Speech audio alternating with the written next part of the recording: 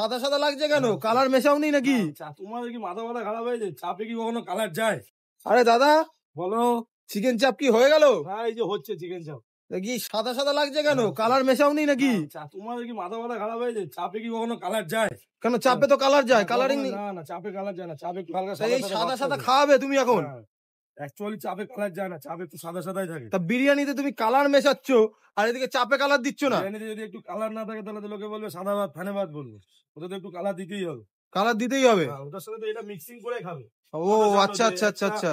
বিরিয়ানির সাথে একটা চিকেন চাপ দিয়ে 100 টাকা, দুটো যখন মিক্সিং করবে খেতে আরো বেশি ভালো লাগবে।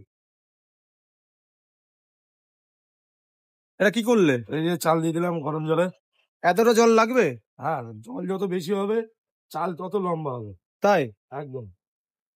আমি তো শুনিনি, জীবনে শুনিনি যে এত বেশি জলের মধ্যে চাল দিলে নাকি চালটা যত খেলবে ভালো ভেতরে না, তত চালটা বাড়বে ভালো।